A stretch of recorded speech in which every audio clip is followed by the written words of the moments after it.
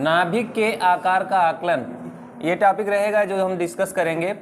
और इसमें भी हम लोग देखेंगे रदरफोर्ड ने जो रिजल्ट निकाले उन्हीं का कुछ इस्तेमाल करके जो है हम लोग यहाँ पर फाइंड करेंगे कि नाभिक का आकार कितना होता है। अभी लास्ट टाइम में हमने निकाला था कि जो परमाणु होता है, परमाणु की त्रिज्या कितनी होती है ना।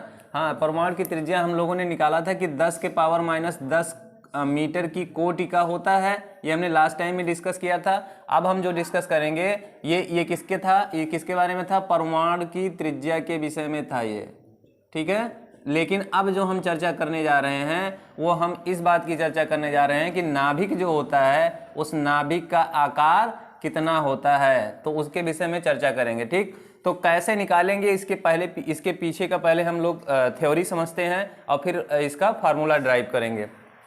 थ्योरी इस आधार पर इस्तेमाल की जाती है कि जैसे जो अल्फा कण होते हैं, है ना, जब मैंने कल आपको बताया था लास्ट टाइम में, तो वहाँ पे देखा था आपने कि अल्फा कण जब निकलते हैं तो उनमें काइनेटिक एनर्जी होती है, गतिज ऊर्जा होती है। अब वो अल्फा कण अगर नाभिक से कुछ दूरी से निकलते हैं तो सीधे निकल जाते हैं, ज़्यादातर क्या होते हैं, सीधे निकल जाते हैं। लेकिन कुछ ऐसे अल्फा कण होते हैं जहाँ पे आपका नाभिक होता है उसी की दिशा में एकदम सीधे जाते हैं, उस सीधे नाभिक पर ही अभिलंबवत आपतित होते हैं। उस स्थिति में क्या होता है कि जैसे जैसे वो नाभिक के करीब जाते हैं, आपने कूलाम का नियम पढ़ा होगा, F डायरेक्टली प्रोपोर्शनल होता है R² के। और जैसे जैसे ये अल्फा कण, अब मान लेते हैं हम कैसे इसको निकालेंगे, मान लेते हैं कि हमारे पास कोई अल्फा कण है। अल्फा कण पर जो चार्ज होता है वो 2 इलेक्ट्रॉन के बराबर चार्ज होता है पॉजिटिव में, ठीक है। मान लेते हैं हमारे पास कोई नाभिक है जिसका परमाणु क्रमांक इतना है, Z है परमाणु क्रमांक होता है, जो कि हमने कहा था कि ये धातु का या कोई भी, हाँ धातु है तो धातु का क्या होता है, ये नियतांक, धातु नियतांक होता है और ये इलेक्ट्रॉन पर आवेश होता है। तो मान लेते हैं कि परमाणु क्रमांक इतना है किसी धातु का, अर्थात कुल जो चार्ज हो जाएगा उस पर Ze के बराबर हो जाएगा, जहाँ Z क्या है, नंबर ऑफ इलेक्ट्रॉन है उस नाभिक में, ठीक। तो अब भाई इलेक्ट्रॉन मैं क्यों कह रहा हूँ, इसलिए कह रहा हूँ क्योंकि ये नाभिक है ना, इलेक्ट्रॉन मैं इसलिए कह रहा हूँ क्योंकि नाभिक है। तो आप जानते हो परमाणु जो होता है विद्युत उदासीन होता है, तो जितना इलेक्ट्रॉन होगा उतना ही प्रोटॉन तो होगा, तो यानी जितना ऋणावेश इस परमाणु पर होगा उतना ही नाभिक में इसके धनावेश भी होगा, इसलिए हमने इसको क्या कह दिया, Ze कह दिया। और ये अल्फा कण है अपने पास, तो अल्फा कण में 2 इलेक्ट्रॉन होते हैं, 2 प्रोटॉन होते हैं, इसलिए हमने इसको क्या कहा, 2 इलेक्ट्रॉन के बराबर इस पर आवेश है।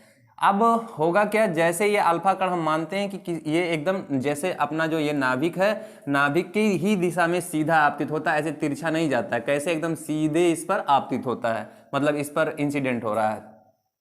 क्या होगा कि जो कूलाम का नियम है यहाँ पे बताएगा, जैसे जैसे ये इलेक्ट्रॉन इसकी तरफ बढ़ता जाएगा, दूरी क्या होती जाएगी, कम होती जाएगी। और अगर दूरी कम होती जाएगी तो हमारा जो इन दोनों के बीच में लगने वाला प्रतिकर्षण बल है वो बढ़ता जाएगा। और जैसे जैसे प्रतिकर्षण बल बढ़ता जाएगा, आपका जो गति इस प्रोटॉन, ये जो अपने पास अल्फा कण है, इस अल्फा कण की गतिज ऊर्जा क्या होती जाएगी, कम होती जाएगी। गतिज ऊर्जा कम होती जाएगी, लेकिन आप जानते हो कि ऊर्जा संरक्षण के नियम से क्या होता है कि अगर एक ऊर्जा कहीं पर कम हो रही है तो कहीं ना कहीं दूसरी ऊर्जा उसे बढ़ने लगती है। तो अगर हमारी ये जो एनर्जी है, काइनेटिक एनर्जी कम हो रही होगी, तो उसी स्थिति में क्या होगा, यहाँ पर जो पोटेंशियल एनर्जी है यानी स्थितिज ऊर्जा है वो बढ़ने लगती है, ठीक। तो जब तक ये काइनेटिक एनर्जी इसके पास रहता है, ये इसके पास जाता रहता है, लेकिन जैसे इसकी काइनेटिक एनर्जी खत्म हो जाती है, ये वहीं से वापस लौट पड़ता है। आप ऐसे समझ सकते हो कि यहाँ पे जो नाभिक होता है ना, नाभिक फिर क्या करता है, जैसे इसकी जो इलेक्ट्रॉन, जो ये अपने पास अल्फा कण है, इसकी जो भी ऊर्जा थी, गतिज ऊर्जा थी, उसको ऐसे समझिए कि यहाँ पे स्प्रिंग जैसा फिट होता है। स्प्रिंग को फील करो, यहाँ पे स्प्रिंग को फील करो, ये आएगा, इससे टकराएगा, स्प्रिंग को समझिए कि स्प्रिंग को दबा रहा है, जैसे जैसे ये इधर आता जा रहा है स्प्रिंग को दबाता जा रहा है। अब सोचिए जब इसके पास जितनी ताकत है वो स्प्रिंग को पूरा दबा देगा, लेकिन उसके बाद क्या होगा, स्प्रिंग क्या इसको छोड़ेगी, स्प्रिंग इसको विपरीत दिशा में पुश करेगी, धक्का, क्योंकि इसकी ताकत खत्म हो गई, यानी इसकी काइनेटिक एनर्जी खत्म हो जाएगी, सारा का सारा एनर्जी स्टोर हो जाएगा उसमें, स्प्रिंग में, ठीक है। मतलब उस तरह से फील करने की मैं बात कर रहा हूँ। तो प्रतिकर्षण बल इसको क्या करेगा, ढकेल देगा, ठीक है, वापस। तो ये अपना जो है 180 डिग्री पर वापस अपने मार्ग पर लौट जाता है। ये चीज़ हो गई। अब हम लोग कैलकुलेट कैसे करेंगे, तो देखिए जो यहाँ पर काइनेटिक एनर्जी थी वो ऐसे ऐसे आकर के पूरा का पूरा किस में कन्वर्ट हो गया, पोटेंशियल एनर्जी में। तो हम सब सर्वप्रथम क्या करेंगे, यहाँ पे पोटेंशियल एनर्जी निकालेंगे और उसके बाद में जो है उसके बाद में हम लोग ये देखेंगे कि जो काइनेटिक एनर्जी है उसका कितना मैग्नीट्यूड इसमें बदल गया। अच्छा, एक चीज़ और है कि मान लीजिए जो हमने पास इसको अल्फा कण है अपने पास, इस अल्फा कण को कुछ ऊर्जा दिया हुआ है, कुछ गतिज ऊर्जा दिया है, उतने में वो हम देखते हैं कि वापस आ जाता है। फिर हम क्या करते हैं, मतलब जाता है और फिर वापस आ जाता है। हम क्या करते हैं, इसके गतिज ऊर्जा के परिमाण को थोड़ा सा बढ़ा देते हैं। फिर देखते हैं ये जाता है यहाँ तक पहुँचता है और फिर वापस आ जाता है। फिर हम गतिज ऊर्जा को और बढ़ा देते हैं। अब फिर ये जाता है, फिर यहाँ से मतलब वापस आ जाता है। लेकिन एक क्रिटिकल कंडीशन ऐसी आपको प्राप्त होगी कि जब गतिज ऊर्जा के मान को आप मैक्सिमम कर दोगे ना, तो ये वाला जो है जाएगा और उसके बाद में वापस लौटकर नहीं आएगा। अब इसके पीछे का रीजन समझिए। आप जानते हो नाभिक के अंदर नाभिकीय बल लगते हैं, ठीक है ना, नाभिकीय बल लगते हैं। और नाभिकीय बल जो होते हैं वो दुनिया के जितने भी ज्ञात बल हैं, 4 फंडामेंटल फोर्स है ना, हमने इस पर डिस्कस भी किया है। तो 4 फंडामेंटल जो फोर्स होते हैं उनमें सबसे प्रबल जो बल होता है आपका नाभिकीय बल होता है। और ये इसके विषय में बताया गया है कि ये लघु परासी होता है। लघु परासी का तात्पर्य क्या हो गया कि ये इसकी मतलब बहुत छोटे क्षेत्र में ये लगता है, लेकिन अगर उसके अंदर कोई आ गया डिस्टर्ब करने तो उसको ये लोग छोड़ते नहीं है। मतलब कहने का, अगर अल्फा कण को इतनी गतिज ऊर्जा दे दी जाए कि ये उसके रेंज में प्रवेश कर जाए, इस नाभिकीय बल के रेंज में चले जाएंगे, तो ये अल्फा कण को पकड़ के बैठा लेता है, कहता भैया बस बहुत हुआ तुम्हारा, अब नहीं आपको हम वापस जाने देंगे। तो अल्फा कण फिर वापस कभी लौटकर नहीं आता है। तो हमको क्या करना है, एक क्रिटिकल कंडीशन यूज करनी है। बस हमें यही तो देखना था कि वो कितनी रेंज तक जो अपने पास नाभिकीय बल का परास है, वही उस असल में नाभिक का आकार है, वही क्या है, नाभिक का आकार है। तो बस हमें कोशिश करना है कि हम हमारे पास जो अल्फा कण है इतनी गतिज ऊर्जा उसको दें कि वो बस जस्ट उसके करीब पहुंच करके वापस आ जाए।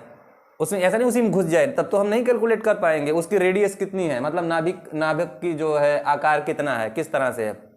हमें इतना मतलब इसको गतिज ऊर्जा देना है कि ये जाए और वहां से लौट आए, और लौटने में भी कम से कम नहीं देना, क्या अधिकतम देना है, क्योंकि पहले भी ये लौट रहा था। कम बल दोगे तब भी लौटेगा, लेकिन इससे सही आकार नहीं निकल पाएगा। इसके लिए हमको क्या करना पड़ेगा, मैक्सिमम इसको वेलोसिटी देनी पड़ेगी और उसके बाद में ये वापस भी लौट आए। ऐसा ना हो कि मैक्सिमम वेलोसिटी देने पर ये वहीं रुक जाए। मैक्सिमम वेग आप इसको दो अल्फा कण को, और उसके बाद ये लौट भी आए, तब उस स्थिति में आपको ये कैलकुलेट करना पड़ेगा। को पता है कि काइनेटिक एनर्जी जो होती है इसकी, वो किस में कन्वर्ट हो जाती है, पोटेंशियल एनर्जी में, ठीक है। तो हम यहाँ से क्या करते हैं, पहले निकालते हैं पोटेंशियल एनर्जी, यानी हम इसका निकालेंगे स्थितिज ऊर्जा। तो स्थितिज ऊर्जा का जो है सूत्र हम निकालेंगे, आपने इलेक्ट्रोस्टैटिक में पढ़ा होगा, यहाँ से हम ये सूत्र निकाल लेते हैं। जैसे हम ये फार्मूला जो लिख रहे हैं वो इसी तर्ज पर लिखा जा रहा है। U बराबर क्या होता है, 1/4 पाई एप्सिलॉन नॉट और Q1 Q2 बटा R, ये सूत्र होता है। तो इसका हम इस्तेमाल करेंगे। तो रखिए भैया फटाफट वैल्यू यहाँ पे 1/4 पाई एप्सिलॉन नॉट, और ये हो जाएगा Q का मान जो होता है वो हम यहाँ पे ले लेंगे 2 इलेक्ट्रॉन के बराबर, यानी यहाँ आप ऐसे कह सकते हो 2 इलेक्ट्रॉन, और Q2 जो है दूसरा ले लेते हैं ये ZE, ठीक है। तो ZE यहाँ पर हम ले लेंगे, और इनके बीच की जो डिस्टेंस है वो हम मानते हैं ये R मानते हैं, तो R नॉट हो जाएगा। समझ रहे हो ना। अब यही स्थितिज ऊर्जा है वो काइनेटिक एनर्जी के बराबर होगी, यानी हम इसको यहाँ पे K भी बोल सकते हैं। तो अब इसका हम इधर मल्टीप्लाई कर देते हैं, समझ रहे हो ना, ये चीज़ इसको हम मल्टीप्लाई कर देते हैं। तो ये अपने पास मिल जाएगा K, हमें चूंकि निकालना है R नॉट, तो हम केवल R नॉट को इधर ट्रांसफ़र कर लेते हैं और K को इधर भेज देते हैं, सीधा सीधा, ज़्यादा वो नहीं करने की ज़रूरत है। तो ये अपने पास हो जाएगा R नॉट बराबर 1/4 पाई एप्सिलॉन नॉट, और यहाँ पर हो जाएगा 2E² Z, और बटा में क्या हो जाएगा, K हो जाएगा। समझ रहे हो ना। तो ये कहीं ना कहीं आपका जो ये जो नाभिक है, नाभिक के आकार का आकलन इस तरह से कर सकते हो, अगर आपको क्या पता हो जाए कि जो आपने अल्फा कण यहाँ पर भेजा है इस डायरेक्शन में, उसकी अगर आपको क्या पता चल जाए, काइनेटिक एनर्जी पता चल जाए, तो आप बता दोगे कि जिस नाभिक पर आपने इसको आपतित करवाया है उसका क्या हो जाएगा, उसका आकार कैसा है। ठीक है। हाँ, एक चीज़ और ध्यान देनी है कि यहाँ पर जो गतिज ऊर्जा होती है वो मैक्सिमम होती है, यानी जो गतिज ऊर्जा आपका होता है वो अधिकतम होता है, मैक्स होता है। समझ रहे हो ना? मैक्स क्यों कह रहा हूँ? मैक्स तो कोई चीज़ होती ही नहीं है, बट यहाँ पर क्या होगा, हमें एक क्रिटिकल कंडीशन मतलब एक क्रिटिकल वेलोसिटी से के बराबर लेना होगा कि जिससे ज़्यादा करने पर बस अल्फा कण लौटे ना। अगर उससे थोड़ा सा भी ज़्यादा कर दोगे ना तो अल्फा कण आपका क्या होगा, वापस नहीं लौटेगा। तो हमें वो कंडीशन लेनी है कि उसी पर जाए, मैक्सिमम वेलोसिटी लें और जाए और वापस आ जाए, कि उससे थोड़ा सा अगर ज़्यादा कर देंगे तो नहीं लौटेगा। तो ज़्यादा नहीं करना है, हमें मैक्सिमम लेना है कि यहाँ तक जा करके बस लौट आए। ठीक है। यानी वो क्या करेगा उस स्थिति में कि जो ये अल्फा कण होगा वो इसकी बाउंड्री को खाली बस बाउंड्री तक जा करके वापस आ जाएगा, और अगर थोड़ा सा उससे ज़्यादा बढ़ा दिए तो बाउंड्री पार करके घुस जाएगा इसमें, है ना, तो वो नहीं लौट पाएगा। तो इस तरह से हम लोग इस यहाँ से कैलकुलेशन कर सकते हैं इसका। यदि अपने पास क्या हो जाए, z बराबर 79 हो, मतलब इसी में हम अगर वास्तव में इसकी न्यूमेरिकल वैल्यू कैलकुलेट करना चाहते हैं, हम चलो स्वर्ण के लिए निकालते हैं, जो अपना गोल्ड होता है उसके लिए हम निकालते हैं कि उसके नाभिक का आकार कितना होता है। ठीक, तो उसके लिए हम क्या करेंगे, z यानी उसका परमाणु क्रमांक ले लेंगे, इतना होता है। हम मान लेते हैं कि हमारे पास जो अल्फा कण इंसिडेंट करवा रहे हैं उसकी काइनेटिक एनर्जी इतनी जूल है, ये मान ले रहे हैं। ठीक, आपको अगर ये चीज़ नहीं आया है तो आपको जो है, जो अल्फा कण आप भेजोगे, ये मैंने निकाला कहाँ से, ये भी मैं आपको बता दूँ। जैसे जो अल्फा कण आप भेजोगे उनका वेलोसिटी आपको क्या होगा, पता होगा, और अगर उनका वेलोसिटी पता होगा तो आप उनका द्रव्यमान अल्फा कण का भी पता होता है ना, तो आप सीधा सीधा सूत्र लगा दोगे, half M alpha square plus B alpha square. ठीक है ना, ये आप सूत्र लगा दोगे और इस सूत्र की मदद से आपको क्या पता चल जाएगा, यहाँ से काइनेटिक एनर्जी उसकी निकल जाएगी। ठीक, काइनेटिक एनर्जी पता चल गया, और उसके बाद में इलेक्ट्रॉन पर चार्ज हमको ये पता होता है। और एक और चीज़ है 1/4 पाई एप्सिलॉन नॉट, इसका मान आपने इलेक्ट्रोस्टैटिक में पढ़ा होगा, 9 × 10 के पावर 9 होता है। ठीक, तो ये सारे डाटा को हम उठा के यहाँ पे रखेंगे, यानी R0 यहाँ से हम कैलकुलेट करेंगे तो हमको मिलेगा 9 × 10 के पावर 9 गुणे यहाँ पर 2 लिखा हुआ है, इलेक्ट्रॉन पर चार्ज जो है 1.6 × 10⁻⁹ है, इसका होल स्क्वायर हो जाएगा, जेड की जगह पे 79 है, और जो इलेक्ट्रॉन ये जो काइनेटिक एनर्जी है अल्फा की वो हम यहाँ पे रख देते हैं 1.48 × 10⁻12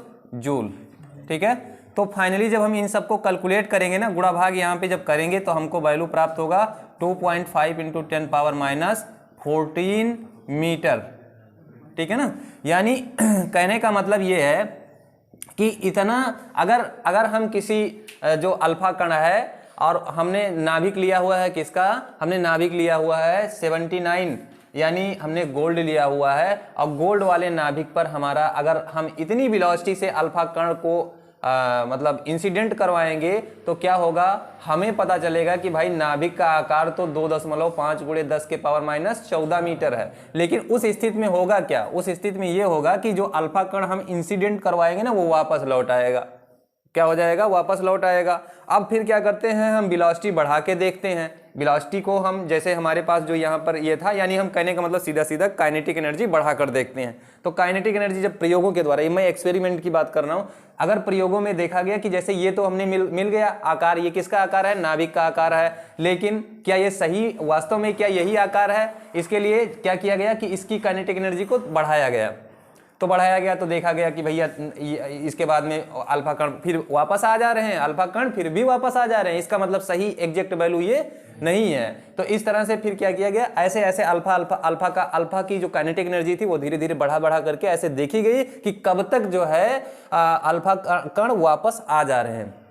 तो जब ऐसे बढ़ा कर देखा गया ना, प्रयोगों के द्वारा देखा गया, तो रियल वैल्यू जो उसको प्राप्त हुई वो लगभग इस तरह से आप कह सकते हो 6.5 समथिंग इंटू 10⁻15 है ना, इतना मीटर प्राप्त होता है, कहने का मतलब है। तो अगर हम यहाँ पर देखें तो ये चीज़ जो है, है ना। ये बताता है कि नाभिक का आकार जो होता है वो 10 के पावर माइनस 15 मीटर की कोटि का होता है, और जो परमाणु त्रिज्या हमने लास्ट टाइम में कैलकुलेट किया था वो 10 के पावर माइनस 10 मीटर की कोटि का होता है। बात समझ रहे हो ना। अब कहने का मतलब परमाणु त्रिज्या देखो, जैसे पावर जब माइनस होता है ना तो जिसके पावर कम होता है वो बड़ा होता है, यहाँ पे ये क्या हो जाएगा, छोटा हो जाएगा, और ये वाला आपका बड़ा हो जाएगा, है ना। तो इस तरह से परमाणु त्रिज्या बड़ी होती है और जो नाभिक का आकार होता है वो छोटा होता है। समझ में